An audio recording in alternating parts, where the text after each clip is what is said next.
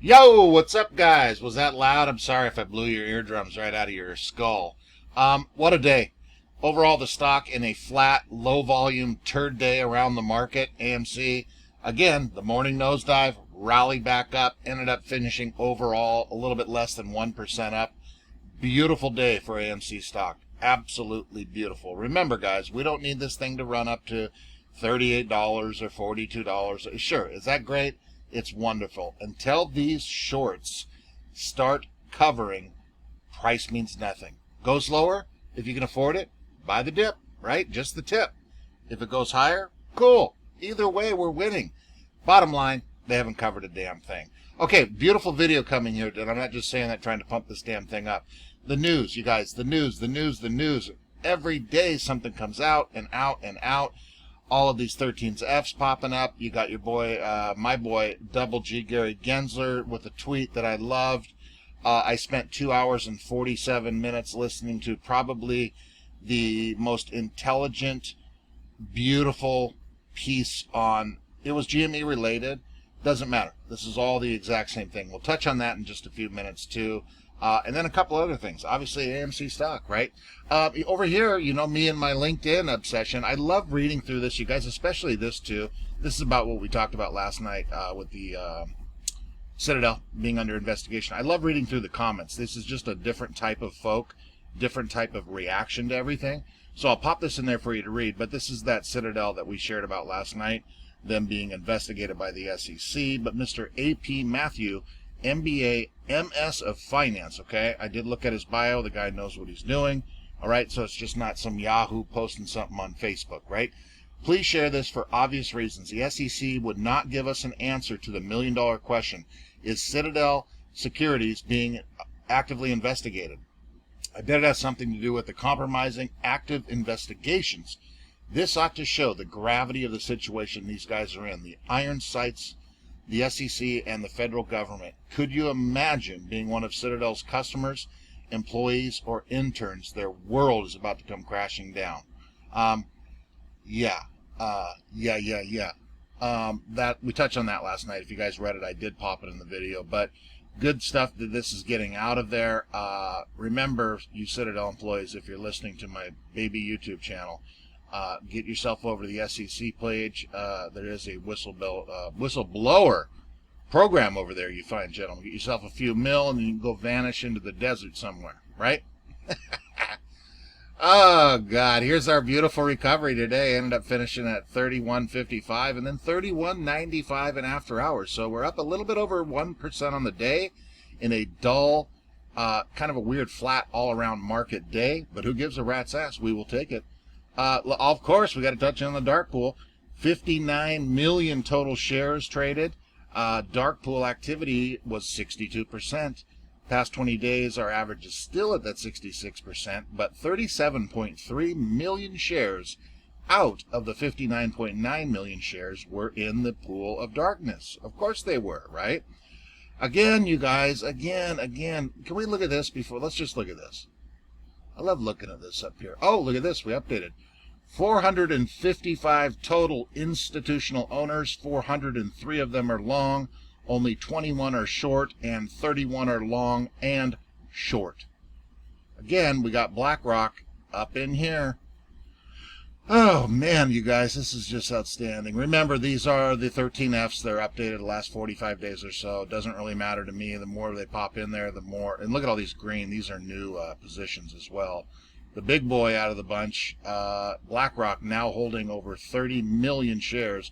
They upped their percentage reported at 11.51% difference in there, too. So the big guns, and then you got more boys popping in here with, who else do we have in here? Oh, Deutsche Bank at 322,000, up their percentage by 21.83%. So everybody going long. Everybody's going long, boys and girls. Okay, and then we made it over the trillion with the reverse repo. I was too lazy to pull up the reverse repo. Shout out there, Darwin, on Twitter for posting this. And then also, too, there's your 1 trilly right down here, August 11th. Over here, too, Here is the inflation chart. Take a look at 2008 in June, July, and August, okay? You can go back to May, whatever the hell you want to do. June, July, August, 5.0, 5.6, 5.4. Up here, 2021, 5.0, 5.4, 5.4. What's it going to be like in August? I bet you higher. But then you can kind of, if you want to pause the video, take a look at the normal activities in here, right? Jesus. This market's about to just bust. Remember, when this thing busts, we go moon. They go down, we go sky, moon, ball, corner, pocket, high. Double G, here he is again, today's tweet. The high concentration of retail orders routed to a small number of wholesalers raised questions about the market structure. Does the segmentation and related sector concentration best promote fair, orderly, and efficient markets? Watch my testimony before. Let's listen to this.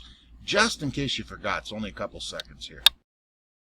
Currently, a significant amount of retail orders are routed to a small number of wholesalers. I detail this more in the written testimony, but I think it raises questions about whether the market structure best promotes fair, orderly, and efficient markets.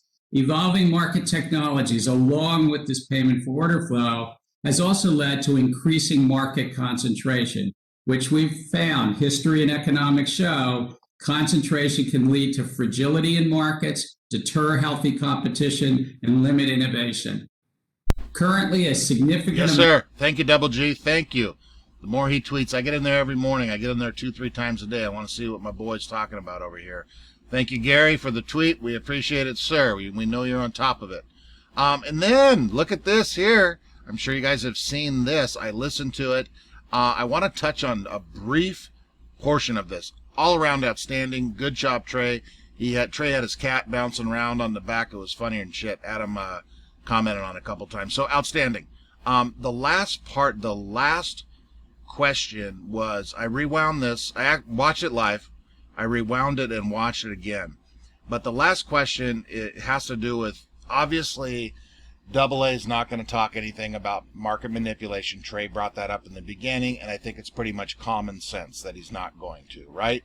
But this really, watch Adam's body language here in the first couple minutes. I want to pause this and go over this, and let me know if you guys caught this too.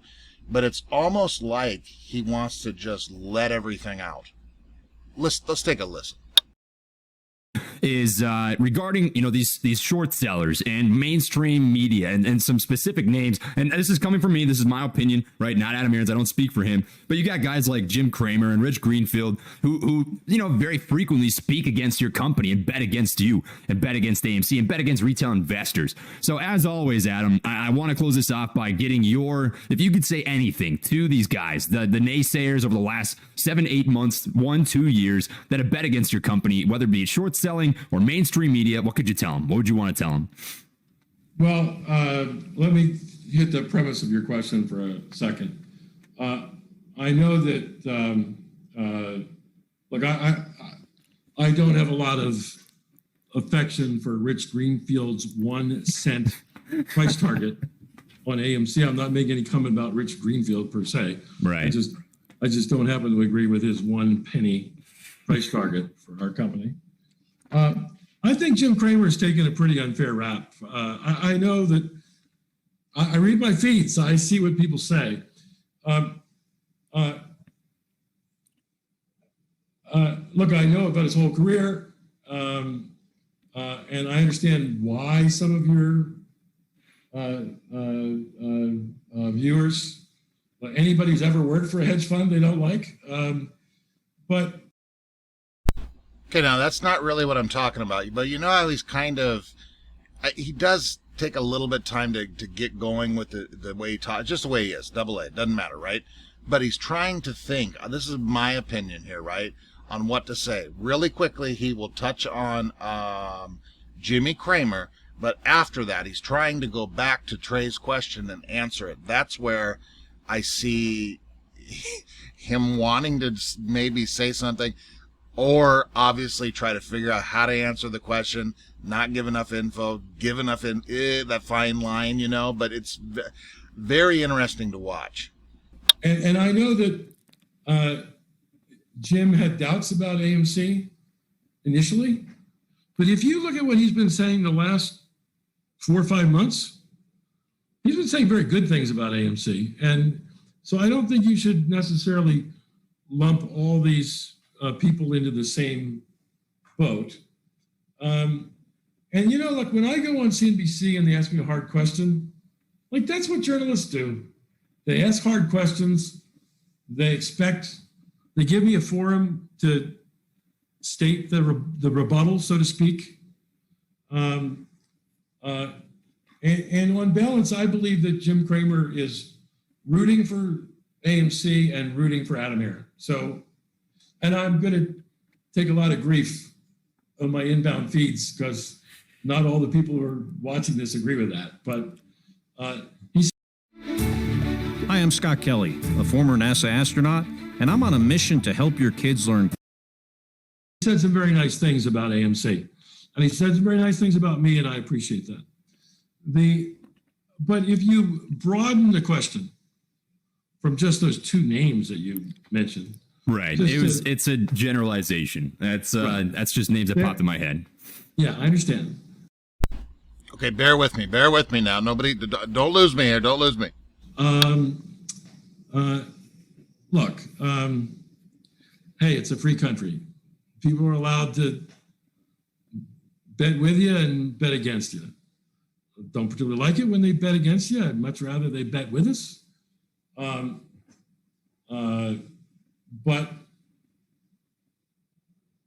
I know that your audience may be focused on short sellers.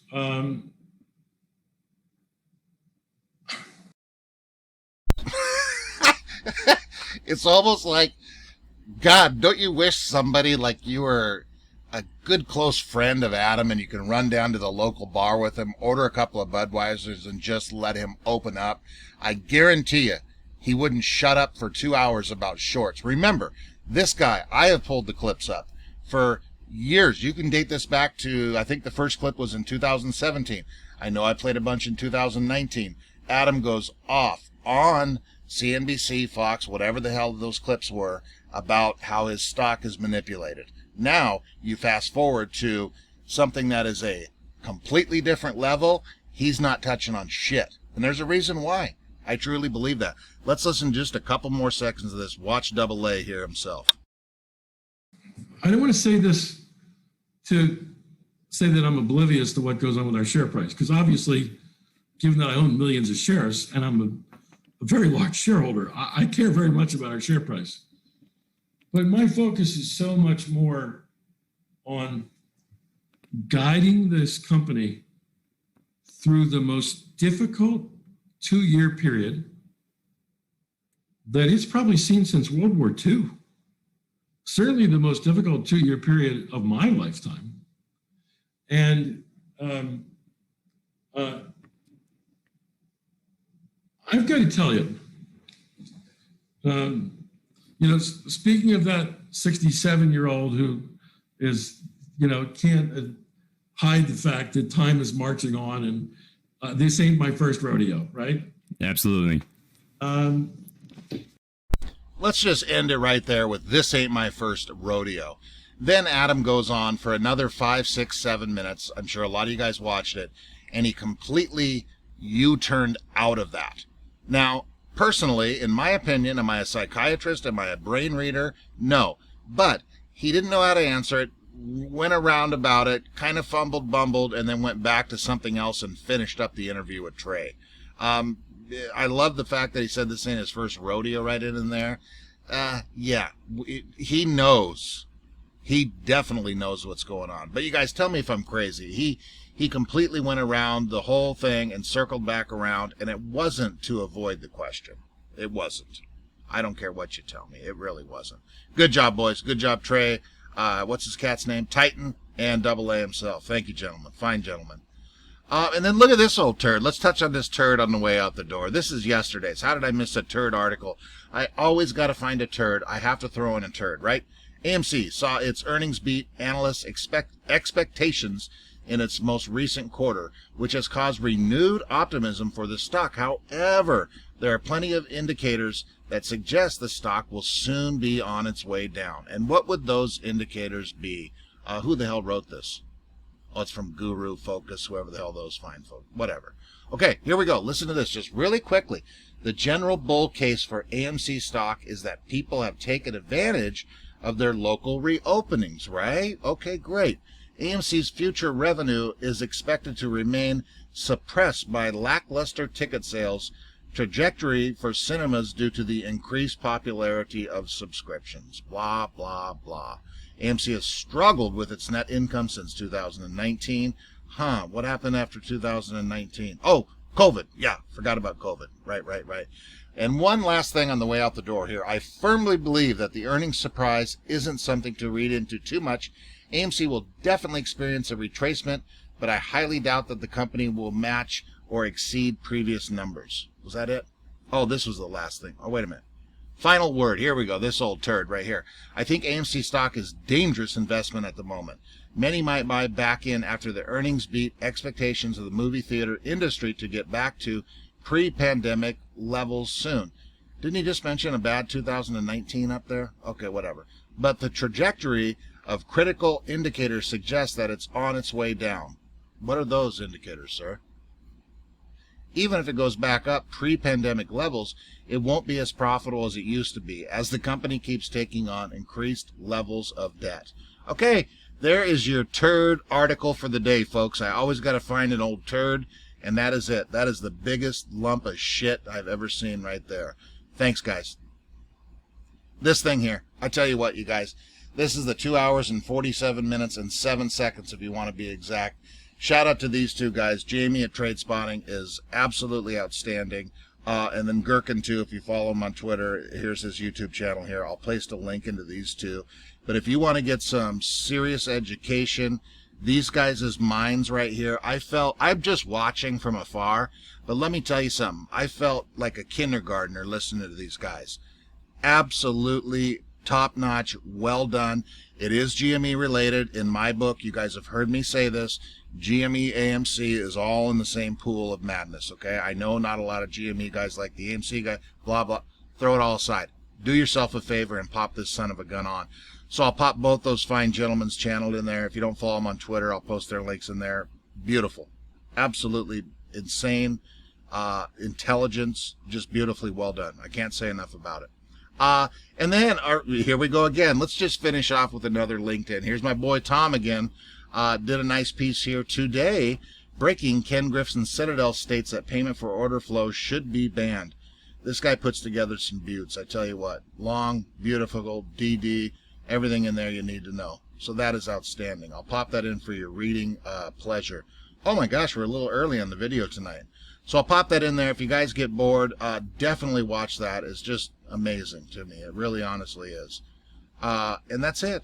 We're out of here. Sorry for the long one tonight. Holy smokes. But let me know about what you think about that last question there. It really got me thinking and fired up for that matter. So you guys, good news. Everything. We just got to cover these shorts, and that's it. End game's close. That's it. Love you. Bye.